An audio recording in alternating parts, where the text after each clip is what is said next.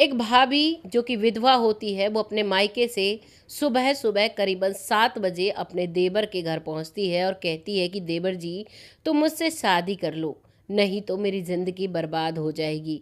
वह देवर जो कि एक सरकारी नौकरी लगा हुआ था, जो कि जब वो भाभी उस घर में शादी करके आई थी, उस वक्त महज 8 साल का था। उससे वो शादी करने के लिए जब कहती है, तो वो बहुत हैरान और परेशान, और वो कहता है कि भाभी, आज तक मैंने आपको उस नज़र से देखा भी नहीं। लेकिन वो कहती है कि मेरी मजबूरी है, अगर तुमने मुझसे शादी नहीं की तो मेरे पिताजी मुझे बेच देंगे, और एक सेठ मेरी बोली लगाकर खड़ा हुआ है, मैं जाऊं तो कहाँ जाऊं। उसके बाद इस कहानी में जो होता है, उसे सुनकर वाकई में रोंगटे खड़े हो जाते हैं। वाकई में भगवान की जो करनी होती है, उस पर विश्वास हो जाता है कि जो विधाता ने पहले से लिख रखा है उसे कोई नहीं बदल सकता। हम अपनी आम जिंदगी में बहुत सारी चीज़ें सोचते हैं, करते हैं, कोशिश करते हैं उन्हें पाने की, लेकिन ये सब कुछ प्री डिसाइड होता है। इस कहानी से आप ये सब कुछ जानेंगे। नमस्कार, मैं महक चौधरी।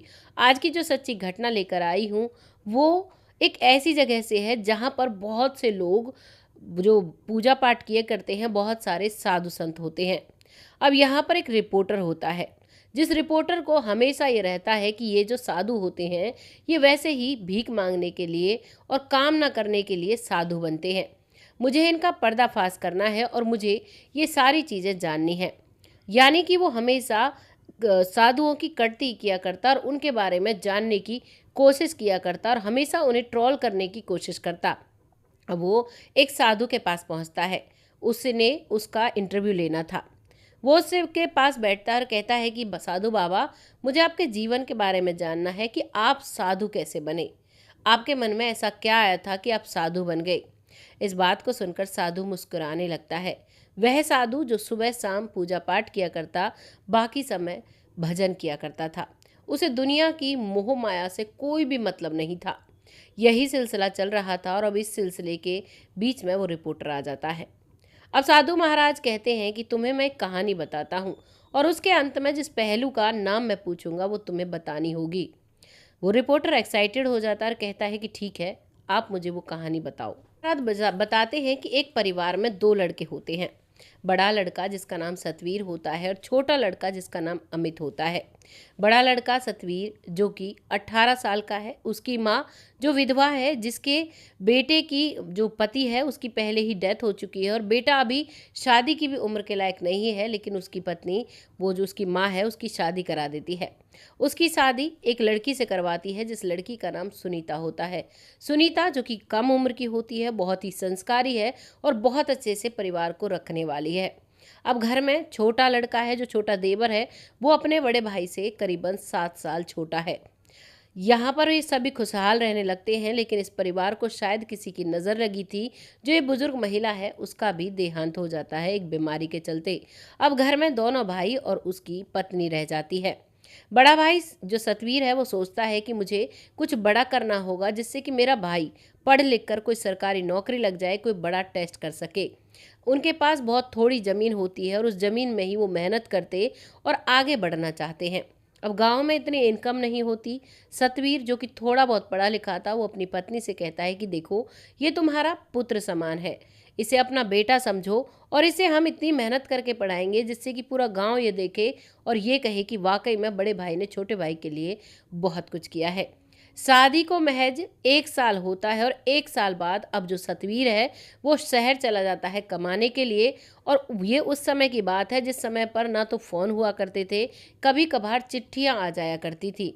वो अपनी पत्नी से कहकर जाता है, चाहे कोई भी हालात हो जाए, तुम्हें मेरे छोटे भाई अमित को अपने बच्चे की तरह पालना है और इसे इसकी हर ख्वाहिश पूरी करनी है, और उसके बाद हम अपने बच्चे देखेंगे। पत्नी भी बिल्कुल आज्ञाकारी थी, वो वैसा ही करती है। लेकिन जैसे ही उसका पति शहर में जाता है, 3 महीने तक तो उसके खत भी आते हैं और पैसे भी आते हैं, लेकिन 3 महीने बाद पैसे आने बंद हो जाते हैं, साथ ही साथ खत भी आने बंद हो जाते हैं।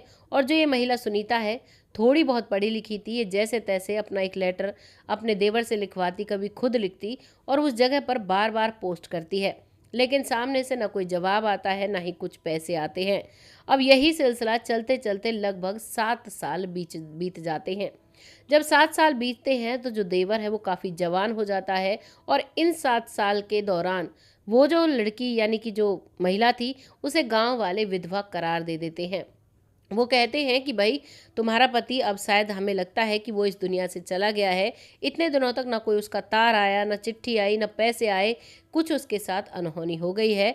अब तुम उसकी विधवा हो और अब तुम्हें यहाँ रहने का कोई अधिकार नहीं है। ये तुम्हारा जवान देवर है, तुम यहाँ पर नहीं रह सकती।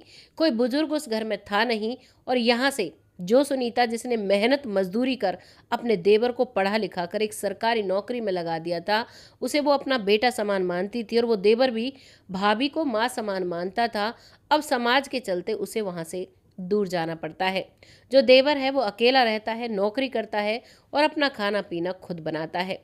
सुनीता अपने मायके चली जाती है। मायके में जो सुनीता का पिता होता है वो बहुत ही शराबी और जुआरी होता है।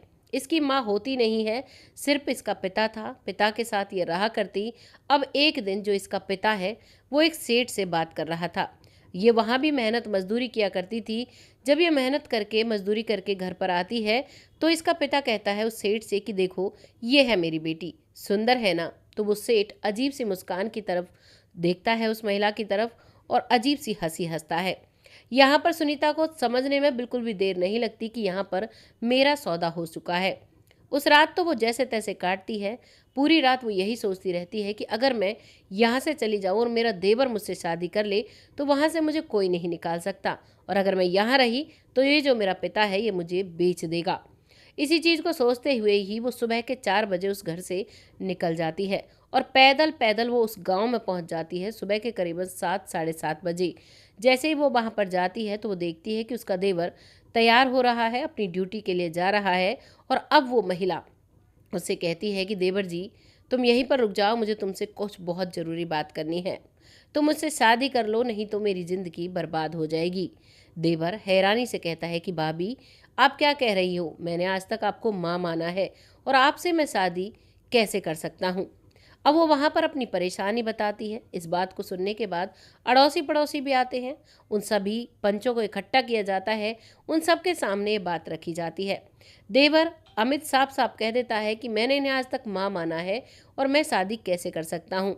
गांव के पंचायत के लोग सब बात सुनते हैं और ये कहते हैं कि देखो देवर भाभी के रिश्ते में ये सब कुछ चलता है। अगर तुम चाहो तो तुम इससे शादी कर सकते हो और तुम्हारे शादी करने से इसकी इज्जत भी बच जाएगी और इसे रहने का ठिकाना भी मिल जाएगा, क्योंकि इसके पिता ने तो इसे लगभग बेच ही दिया है। अब लगातार ये बात सोचते हैं और सोचने के बाद सभी का फैसला होता है कि देवर और भाभी की शादी कर दी जाए। ना चाहते हुए दोनों की शादी होती है और शादी के बाद अब भाभी वहाँ पर रहने लगती है। रहते रहते काफ़ी समय निकल जाता है और करीबन 7 साल और गुजर जाते हैं। इस 7 साल के दौरान जो देवर भाभी का रिश्ता था अब वो पति पत्नी में बदल चुका था। करीबन 2 साल लगते हैं उनको इस रिश्ते को अपनाने में, लेकिन ये रिश्ता अपना चुके थे और अब 3-4 साल का एक बेटा भी उस घर में खेलने लगता है। यानी कि ये परिवार संयुक्त हो चुका था। और अब जब 15 साल होते हैं तो 15 साल बाद सतवीर गांव में आता है। सतवीर जो अपने साथ बहुत सारा पैसा लेकर आया था, बहुत सारे जेवरात कमा कर लेकर आया था, बहुत सारी सुख सुविधा की चीज़ें लेकर आया था, लेकिन जैसे ही वो उस घर में आता है, आते ही उसको देखते ही ना तो वो खुश हो पाते हैं ना ही वो उदास हो पाते हैं, क्योंकि यहाँ पर सतवीर की दुनिया बिछड़ चुकी थी। सतवीर की दुल्हन अब उसके छोटे भाई की दुल्हन बन चुकी थी। जैसे ही सतवीर को यह बात पता चलती है, सतवीर के पैरों तले जमीन खिसक जाती है। लेकिन सतवीर समझदारी से बात सुनता है और कहता है कि देखो मैंने तुमको कहा था परिवार को अच्छे से रखना है, तुमने ये क्या किया। अपने छोटे भाई को जिम्मेदार मानने लगता है।